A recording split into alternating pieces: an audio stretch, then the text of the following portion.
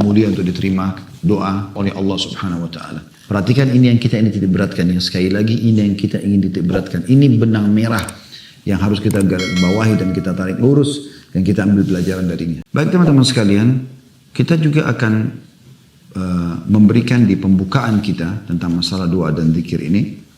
Sebenarnya teman-teman sekalian, Allah Subhanahu wa taala ya, sudah memberikan kepada kita solusi itu. Sehingga kita punya teman dari manusia itu tidak penting bagi seorang mukmin. Itu hanya pelengkap saja. Karena Allah sebagai wali orang-orang beriman, Dia akan setiap saat mau mendengarkan keluh kesah kita. Tanpa ada perantara, kita langsung bisa berdoa kepadanya. Tinggal memuji Allah, membaca salawat para Nabi SAW, lalu kita kemudian menyampaikan hajat kita. Dan Allah menjanjikan dalam Al-Quran, A'udzu billahi minasyaitonir rajim, wa idza sa'alaka ibadi anni fa inni qarib.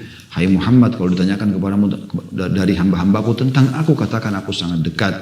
Ujibu da'watad da'i idza da'an, dan aku pasti akan menjawab semua permintaan hamba-hambaku yang meminta.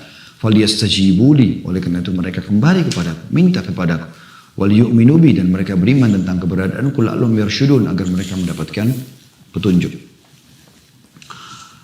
Penulis di sini mengangkat di bahasan sebelum membahas sekitar 132 doa tentang keutamaan berzikir dan berdoa. Tentu kalau kita menyebutkan doa, dia masuk dalam zikrullah, karena Anda tidak mungkin berdoa kecuali Anda mengingat Allah Subhanahu wa taala. Dalil pertama diangkat oleh beliau adalah surah Al-Baqarah ayat 152 yang bunyinya a'udzubillahi minasyaitonir rajim, fadhkuruni adzkurkum washkuruli wala takfurun. Maka ingatlah kamu kepadaku, niscaya aku ingat pula kepadamu, kata Allah, dan bersyukurlah kepadaku dan janganlah kamu mengingkari nikmatku. Ya, tentu ulama menggambarkan sini mengingat Allah SWT dengan banyak cara. Baik itu menyebutkan dengan zikir, menyebut-nyebut dan memuji-muji namanya, berdoa kepadanya, membaca kitabnya, ya, menjalankan perintahnya, meninggalkan larangannya. Ini semua masuk dalam umumnya zikrullah. Juga Allah Subhanahu wa taala berfirman menyuruh kita agar memperbanyak mengingatnya, memperbanyak doa, memperbanyak memuji-muji namanya, memperbanyak mengerjakan perintah-perintah yang diperintahkan gitu ya. Dan sebagian ulama mengatakan di antara ibadah-ibadah yang Allah Subhanahu wa taala perintahkan yang umumnya dihubungkan perintah ibadah itu dengan kata-kata katsira atau banyak, itu adalah zikir. Itu adalah zikir. Kita diperintahkan puasa ya, tapi tidak diikutkan dengan puasalah yang katsir, yang banyak, atau sholatlah yang banyak misalnya. Tapi zikir selalu diikutkan dengan bahasa atau kalimat atau kata-kata katsir. Seperti di surah Al-Ahzab 41, hai orang beriman, berzikirlah kepada Allah zikran katsira, zikir yang banyak. Coba dibuka surah Al-Ahzab surah nomor 33 dalam Al-Quran. Di situ Anda lihat ya, perhatikan baik-baik bagaimana Allah Subhanahu wa taala menyebutkan ciri orang-orang yang beriman kepadanya. Allah bilang dari Al-Ahzab surah nomor 33 ayat 35. A'udzu billahi minasyaitonir rajim. Innal muslimina wal muslimat. Sesungguhnya laki-laki muslim dan perempuan muslimah yang menyerahkan diri kepada Allah. Wal mu'minina wal mu'minat, dan laki-laki yang beriman juga perempuan yang beriman. Wal qanitina wal qanitat, dan laki-laki juga perempuan yang patuh. Itu salah satu makna qanit, taat ya. Was-sadiqina was-sadiqat, dan laki-laki yang jujur juga perempuan yang jujur ya. Kemudian was-sabirina was-sabirat, laki-laki yang sabar dan perempuan yang sabar. Wal khashi'ina wal khashi'at, laki-laki dan perempuan yang khusyuk ya, konsentrasi pada saat ibadah. Wal mutasaddiqina wal mutasaddiqat, laki-laki dan perempuan yang suka bersedekah. Was-saimina was-saimat, laki-laki dan perempuan yang suka berpuasa. Wal hafidhina furujahum wal hafidhat, dan laki-laki dan perempuan yang menjaga kemaluannya dari perbuatan yang haram. Ya, kemudian Allah sebutkan di saksi bahasan kita, wadzakirin-allaha, perhatikan ada kata-kata di situ, katsiran, wadzakirat. Dan laki-laki juga perempuan yang banyak berzikir kepada Allah. A'addallahu lahum maghfiratan wa ajran 'azima. Allah telah menyediakan bagi mereka ampunan dan pahala yang besar. Perhatikan, kata-kata di atas tidak dihubungkan dengan kata-kata kathir. Seperti misalnya wal mutasaddiqina wal mutasaddiqat, laki-laki dan perempuan yang suka bersedekah. Tapi Allah tidak katakan ada banyak. Begitu juga dengan puasa. Tapi khusus zikir Allah subhanahu wa ta'ala datangkan ya, dengan kata-kata kathir. Kemudian juga Allah subhanahu wa ta'ala menyebutkan, teman-teman sekalian, beliau mengangkat dalil setelahnya surah Al-A'raf ayat 205. Surah Al-A'raf ayat 205. A'udzu billahi minasyaitonir rajim. Wadhkur rabbaka fi nafsika tadarruan wa khifatan wa dunal jahri minal qawli bil ghudwi wal asali wa la takum minal ghafilin. Dan sebutlah nama Rabbmu dalam hatimu dengan merendahkan diri dan rasa takut, dan dengan tidak mengeraskan suara di waktu pagi dan petang, dan janganlah kamu termasuk orang-orang yang lalai. Allah subhanahu wa ta'ala menyuruh kita berzikir, menyebut nama-namanya dan juga berdoa kepadanya, membaca kitabnya. Sebutlah nama Rabbmu dalam hatimu dengan merendahkan hati, merendahkan diri dan juga rasa takut akan siksaannya, dan dengan tidak mengeraskan suara, tidak teriak-teriak sana sini ya, karena Allah subhanahu wa ta'ala maha mendengar. Di waktu pagi dan petang jangan pernah luput, selalu berzikir dan berdoa kepada Allah, dan jangan kamu termasuk orang-orang yang lalai. Rasulullah SAW bersabda, setelah menyebutkan beberapa ayat, beliau mengangkat hadis Nabi alaihi salatu wassalam, dimulai dengan hadis Bukhari jilid 2 halaman 208 yang bunyinya, kata Nabi SAW, mathalul ladzi yadhkuru rabbahu wal ladzi la yadhkuru rabbahu mathalul hayyi wal mayyit.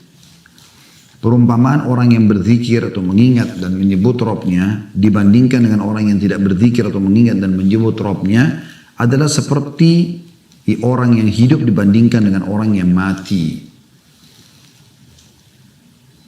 Dan dalam lafadznya Imam Muslim, kalau teman-teman sudah ada yang pegang bukunya di halaman 3 ya, di footnote nomor 1, itu bunyinya mathalul baitil ladzi yuzkarullahu fihi wal baitil ladzi la yuzkarullahu fihi mathalul hayyi wal mayyit. Perumpamaan atau perbandingan antara rumah yang di dalamnya Allah diingat dan disebut dengan rumah yang di dalamnya Allah tidak diingat dan disebut adalah seperti perbandingan antara orang yang hidup dan orang yang mati. Jadi bayangkan bagaimana Nabi SAW menggambarkan orang yang sering lisannya berdoa, berzikir ya. Nah, ini menyebut-nyebut Allah subhanahu wa ta'ala, berkeluh kesah dengan dia. Maka itu digambarkan dengan orang yang hidup. Sementara orang yang sama sekali tidak pernah mengingat Tuhannya, baik dalam keadaan dia lapang, dia susah, maka ini seperti orang yang mati. Artinya tidak berfungsi lagi. Allah subhanahu wa ta'ala, saudaraku seiman, kalau anda tidak berzikir, tidak berdoa, tidak sengaja merengek lah, tanda kutip ya, kepadanya, maka dia marah. Dalam sebuah hadis dengan sanad hasan, seingat saya, riwayatkan Tirmidzi, kata Nabi SAW, lam yad'ullah yaghdab alaih. Siapa yang tidak minta justru kepada Allah, Allah marah. Bayangkan teman-teman. Kalau manusia beda sekali. Kalau kita minta terus malah dia akan marah. Tapi kalau Allah SWT justru kalau kita tidak minta, maka dia akan marah. Dan Allah subhanahu wa ta'ala, teman-teman sekalian, akan memenuhi hajat anda walaupun itu mustahil di mata anda. Allah subhanahu wa ta'ala bisa menggerakkan orang ya, untuk datang memenuhi hajat kita. Mohon kepada Allah subhanahu wa ta'ala. Tentu ada syarat-syarat diterima doa, diantaranya harus dengan penuh keyakinan. Karena kata Nabi SAW, udu'u rabbakum muqinuna bil ijabah. Berdoalah kalian dalam kondisi kalian yakin Allah akan menerima doa kalian. Karena sungguhnya Allah tidak menerima doa dari hati yang lalai. Ya, sebagaimana lanjutan hadis. Kemudian hadis selanjutnya yang diangkat oleh beliau adalah hadis yang mulia juga. Hadis ini kata Nabi SAW, ala unabbi'ukum bi khairi amalikum wa azkaha 'inda malikikum wa arfa'iha fi darajatikum wa khairi lakum min infaqidh dhahabi wal warik wa khairin lakum min an talqaw aduwakum fatadribu anaqahum wa yadribu anaqakum. Qalu bala, qala dzikrullahi ta'ala. Maukah, kata Nabi SAW, aku beritakan kepada kalian perbuatan kalian yang paling baik. Maksudnya besar sekali pahalanya. Paling suci di sisi raja kalian. Maksudnya Allah subhanahu wa ta'ala. Nggak ada nodanya, bersih. Allah terima semua. Paling tinggi dalam derajat kalian. Cepat mengangkat derajat di surga. Lebih baik bahkan bagi kalian daripada menginfakkan emas dan perak. Bersedekah dengan emas perak pun dikalahkan dengan amal ini. Dan lebih baik bagi kalian daripada bertemu dengan musuh kalian lantas kalian memenggal leher mereka. Membunuh orang kafir di medan perang pahalanya besar. Dan mereka memenggal leher kalian atau kalian pun terbunuh mati syahid. Bayangkan keutamaan yang luar biasa. Apa jawaban sahabat setelah dengar semua itu? Tentu wahai Rasulullah. Tentu wahai Rasulullah. Bayangkan ya, kita coba hitung keutamaannya. Kata Nabi SAW, maukah aku beritahukan kepada kalian perbuatan yang paling baik? Paling besar pahalanya. Satu. Yang kedua, paling suci di sisi raja kalian. Bersih. Semua diterima. Yang ketiga, paling tinggi dalam derajat kalian. Ya. Yang keempat, lebih baik daripada kalian menginfakkan emas dan perak. Yang kelima, lebih baik bagi kalian daripada kalian bertemu dengan musuh kalian lantas kalian memenggal leher mereka atau mereka memenggal leher kalian. 5 keutamaan sekaligus.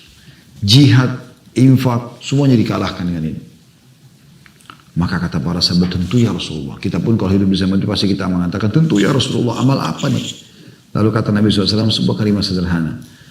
Berzikir atau mengingat dan menyebut Allah Ta'ala. Hadis riwayat Tirmidzi jilid 5 halaman 459 dan Ibnu Majah jilid 2 halaman 1245. Nah, ini luar biasa. Ya. Bagaimana seseorang mendapatkan keutamaan berzikir kepada Allah SWT, berdoa kepada Allah SWT. Itu kalau kita bisa sudah tadi, kalau kita menyebutkan zikir, doa masuk di dalamnya. Ya. Juga Nabi SAW memastikan kalau ada orang yang duduk tidak berzikir, tidak berdoa, tidak mengingat Allah sama sekali, semua kelalaian isinya, maka ini bisa diancam dengan kenanya hukuman dari Allah Subhanahu Wa Taala. Oleh itu teman-teman, mukmin banyak sekali ya. Nabi SAW tidak lewat padanya kesempatan melihat kebaikan atau mendengar kebaikan kecuali beliau memohon agar diberikan kebaikan tersebut. Dan kalau seandainya ada keburukan maka beliau memohon agar diselamatkan dari keburukan itu. Ya. Anda misalnya lewat jalan dan lihat orang tabrakan, ada orang miskin, ada orang kelaparan, ada orang terkena cobaan-cobaan penyakit segala macam yang tidak ada pada Anda, justru Anda bisa menggunakan itu momen untuk berzikir dan berdoa kepada Allah Subhanahu Wa Taala. Kata Nabi SAW, man qada maq'adan lam yadhkurillaha fihi kanat alaihi minallahi tira wa man ittaja'a madja'an la yadhkurullaha fihi kanat alaihi minallahi tira. Barang siapa yang duduk di suatu tempat dan tidak berzikir atau mengingat dan menyebut Allah di dalamnya, maka itu akan menjadi kekurangan dan penyesalan atasnya dari Allah. Dan barang siapa yang berbaring di suatu tempat lalu tidak berzikir atau mengingat dan menyebut Allah, maka itu akan menjadi kekurangan dalam kurung penyesalan atasnya dari Allah. Hadis riwayat Abu Dawud nomor jilid 4 halaman 264. Di dalam hadis lain disebutkan makna tirah itu, ya, atau kecelakaan itu ataupun penyesalan tadi. Yaitu sabda Nabi SAW menjelas, ma jalasa qaumun majlisan lam yadhkurullaha fihi wa lam yusallu ala nabiyihim illa kana alaihim tira fa in sya'a adzabahum wa in sya'a ghafaralah.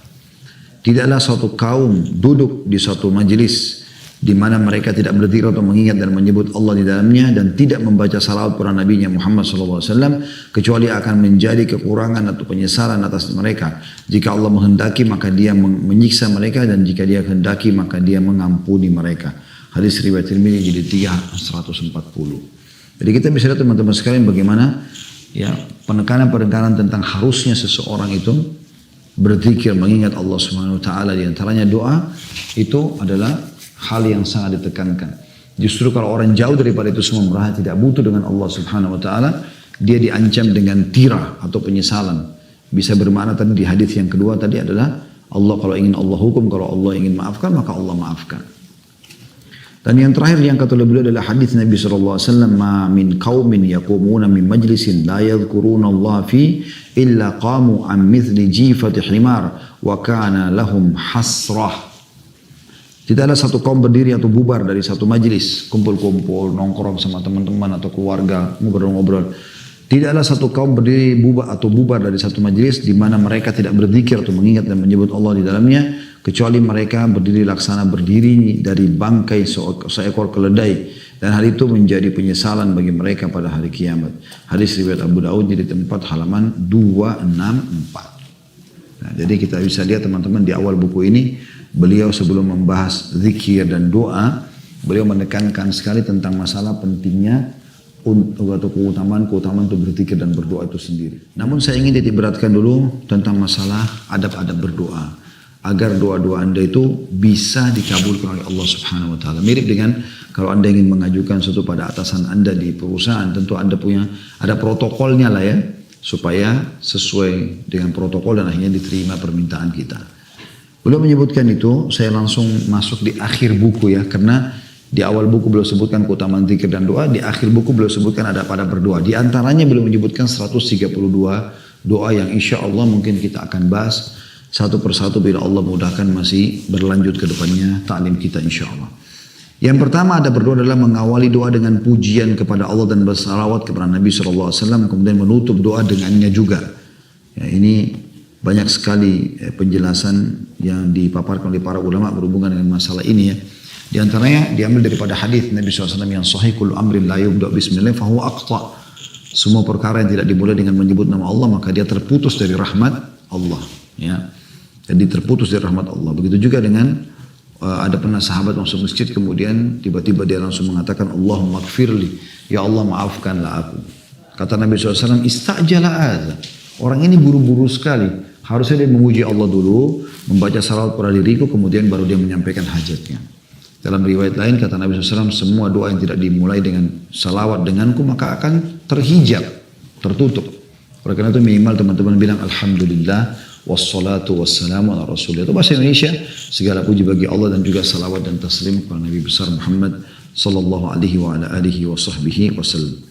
Yang kedua, agar doa Anda dikabulkan terutama tentu kita semua sepakat kita akan sangat butuh doa justru pada saat kita sedang terhimpit. Ya. Lagi sakit, ingin sembuh dari bangkrut, ingin bangkit kembali dan segala macam ya.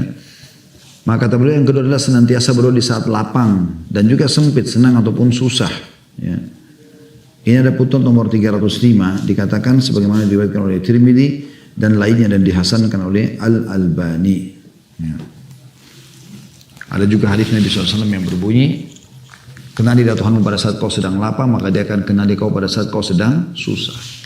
Justru sekarang kalau badan Anda sehat, rezeki Anda masih melimpah ya, anggota tubuh masih sempurna Masya Allah, makanan minuman ada, istri suami ada, anak-anak ada, segala macam ada semuanya gitu kan.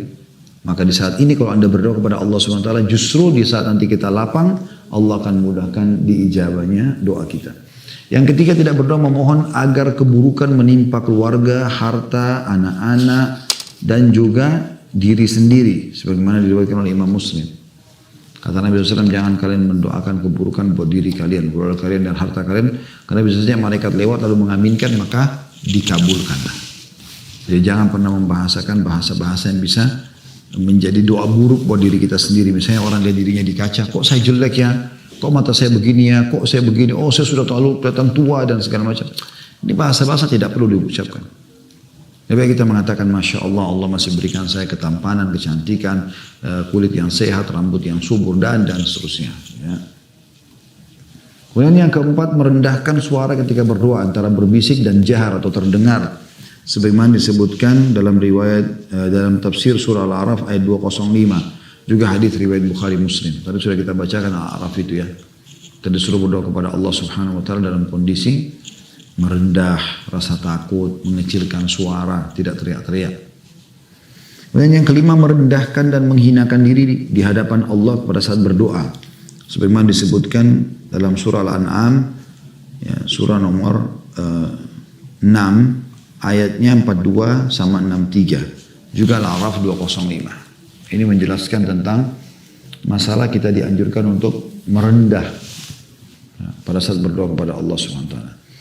Yang keenam memelas atau merengek kepada Allah dalam berdoa dan memohon. Sebagaimana hadis riwayat Tirmidzi dan disahihkan oleh Albani. Ya. Jadi kita harus betul-betul merengek, memohon. Ya, karena Allah tidak akan terima doa yang dari hati yang lalai, hanya seperti rutinitas saja. Yang ketujuh, bertawassul kepada Allah dengan tawassul yang disyariatkan. Ya. Dan makna tawassul maksudnya mencari amal-amal soleh yang bisa kita sebutkan. Kemudian kita berharap dengan menyebutkan amal soleh itu kepada Allah bukan pada manusia, maka bisa doa kita diterima. Mungkin Anda sudah tidak asing dengan kisah masyhur 3 orang yang kata Nabi SAW keluar jalan, kemudian mereka kehujanan, lalu mereka masuk dalam gua, lalu ada batu yang jatuh dari atas gunung menutupi gua, mereka tidak bisa keluar. Maka tiga-tiganya bertawassul dengan amal solehnya. Yang satu mengatakan, ya Allah, saya punya orang tua yang saya berbakti pada keduanya. Setiap malam saya pulang dari gembalan kambing saya atau unta saya perahkan susu lalu saya minumkan di tangan mereka. Kemudian baru saya tidur dan saya berikan minum kepada keluarga saya, gitu kan, maksudnya istri dan anaknya. Namun satu waktu saya pernah pulang, kemudian saya temukan ternyata ya, orang tua saya sudah tidur, maka saya pun memegang susu tersebut sampai pagi hari tanpa mereka tahu kalau saya sedang memegangnya. Maka setelah itu pun ya mereka aku berikan. Di sini dituliskan oleh beliau di poin ke-7, bertawassul kepada Allah dengan tawassul yang disyariatkan.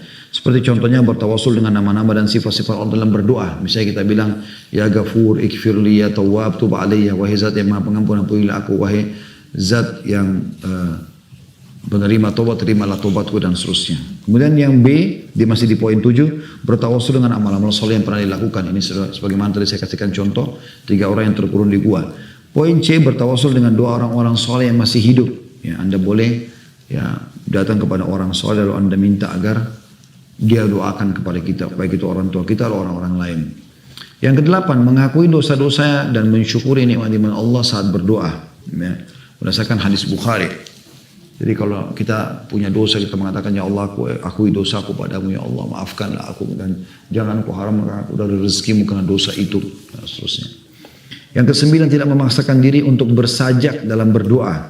Sebagaimana disebutkan, ya, diambil dari buku Agar Doa Dikabulkan halaman 65 sampai 66. Nah, dia menyampaikan apa adanya, curhatannya kepada Allah SWT. Yang ke-10, mengulangi doa 3 kali. Disebutkan dalam hadis Bukhari Muslim. Jadi usahakan disebutkan minimal 3 kali doa yang kita sampaikan. Kemudian yang ke-11, menghadap kiblat. Sebagaimana disebutkan dalam hadis Bukhari dari hadis Abdullah bin Zaid radhiyallahu anhu. Kemudian yang ke-12, mengangkat kedua tangan saat berdoa.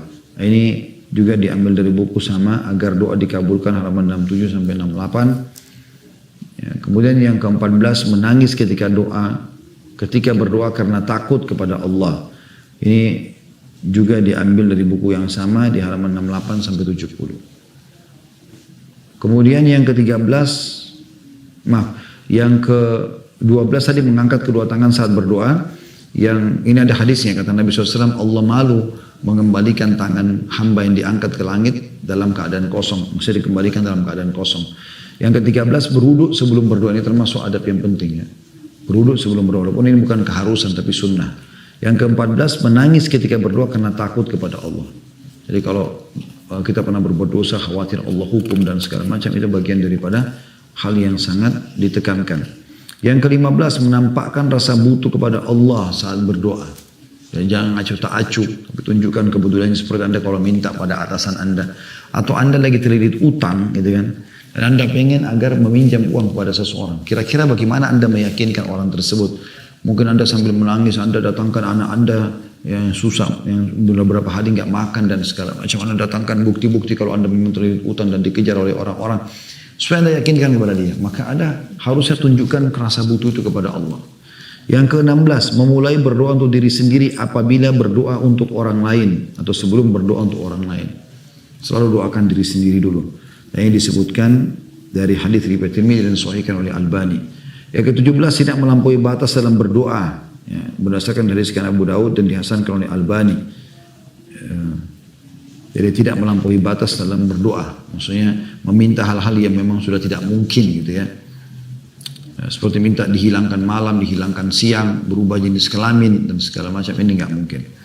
Yang ke-18, bertaubat dan mengembalikan hak orang yang diperoleh secara tidak hak atau tidak benar. Sebagaimana hadis riwayat Muslim. Jadi kalau masih ada hak orang lain, biasanya doa kita malah belum dikabulkan.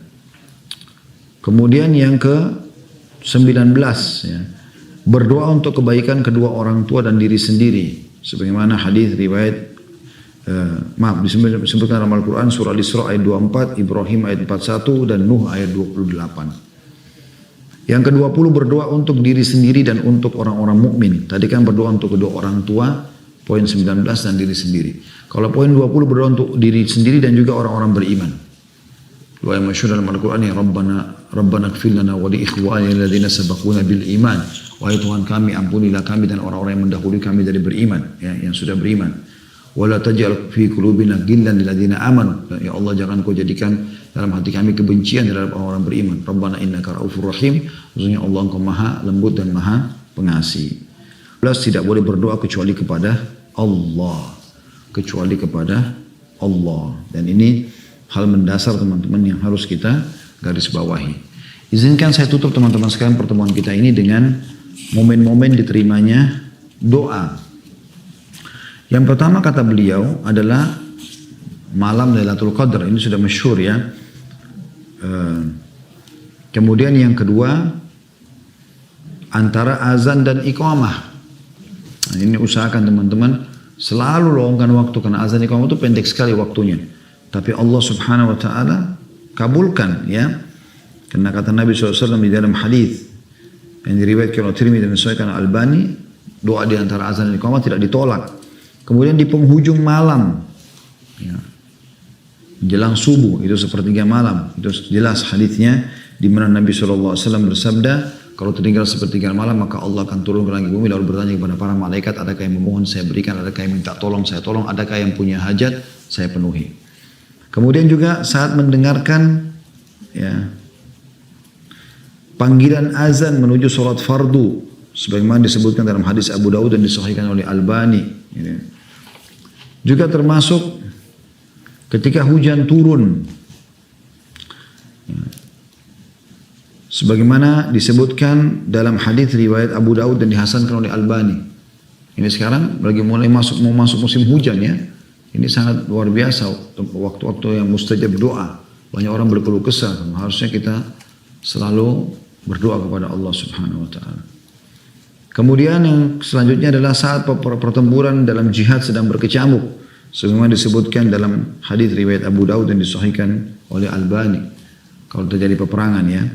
Selanjutnya juga di hari Jumat. Di hari Jumat.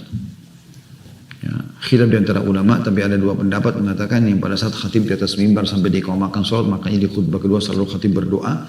Dan yang terakhir adalah itu pendapat yang kedua setelah pas asar sampai terbenam matahari. Kemudian ketika minum air zam-zam, nah bagi teman-teman yang punya zam-zam di rumah kalau masih sisa ya, subhanallah kita sekarang sudah beberapa bulan tidak umrah ya, ditutup. Insya Allah mudah-mudahan satu waktu Allah bukakan lagi buat kita semuanya. Itu juga dengan haji. Tapi bagi masih punya di rumah, zam-zam itu selalu mempengaruhi dan tidak terpengaruhi.